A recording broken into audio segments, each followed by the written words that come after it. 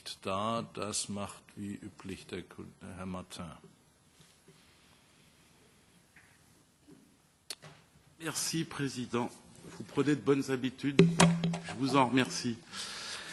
Moi, j'ai été très impressionné par les propos de Monsieur le rapporteur général, que je remercie pour ces propos. Des propos qui me font un petit peu peur.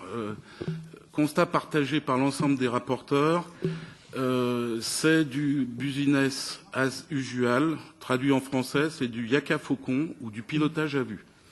C'est-à-dire, grosso modo, on fait un peu tout et un peu n'importe quoi. La deuxième chose qui m'a intéressé, c'est qu'il nous avoue, mais on le savait déjà, mais c'est confirmé qu'en catégorie 4 et en catégorie 3, les budgets sont à fin avril, budget 2016 à fin avril, sont déjà consommés du fait de la gestion des flux migratoires. Donc ça m'amène une petite question. Comment l'on va faire pour les mois restants que ces budgets, on va finir de les distribuer, ou est-ce qu'on va les prendre sur d'autres lignes afin de continuer à gérer ces flux migratoires? Très intéressant également lorsque Monsieur le rapporteur nous dit que nos politiques en faveur de l'emploi des jeunes, on se pose des questions sur leur efficacité. Il serait temps, effectivement. Et que pour lui, selon lui, la priorité, outre le fait que c'est au Parlement européen de reprendre la main sur ce budget, serait de lutter contre la pauvreté avec l'objectif 2020, ce que Madame Morin-Chartier du PPE, le rapporteur de SED, nous ont confirmé aussi. Mais pour conclure et ne pas parler trop longtemps,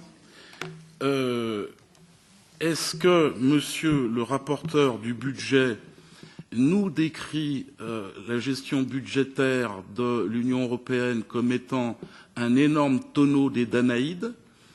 On ne sait pas trop ce que l'on verse dedans, mais on ne sait pas trop non plus ce qui sort de ce tonneau des Danaïdes, puisqu'il s'attend à une avalanche de factures impayées, alors même que l'on ne sait pas finalement ce qu'on a véritablement dépensé en 2014, et l'on prépare le budget 2017.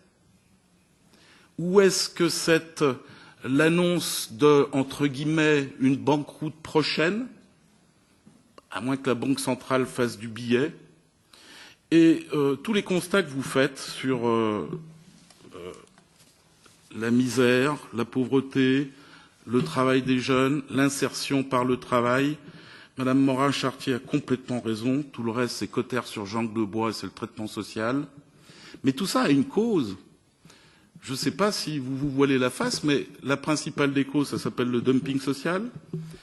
Directive des travailleurs détachés, sur laquelle on réfléchit et qu'on veut modifier. La concurrence libre et non faussée. Vous n'en parlez pas. Mais c'est quand même tout ça qui met les gens dans la misère. Je pense que le Président serait un peu d'accord avec moi. Les accords commerciaux que nous sommes en train de traiter, le fameux TTIP, c'est complètement occulté par Monsieur le rapporteur général du budget. Et je crois que ce sont les principales causes de nos misères. Je ne veux pas parler du contrôle des frontières, etc., parce que, et de l'accueil des réfugiés. Vous connaissez nos points de vue. Nous n'avons pas les moyens, moi je vous le répète, d'accueillir toute la misère du monde. Et il y a d'autres pays à proximité de la Syrie qui pourraient également accueillir ces réfugiés. Pourquoi l'Europe, l'Europe, l'Europe tout le temps?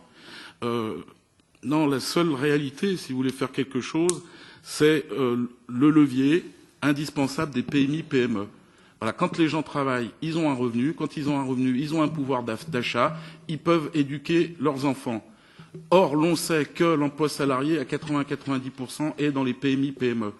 Donc protégez vos PMI-PME, aidez-les, 1, à ne pas débaucher, 2, à réembaucher.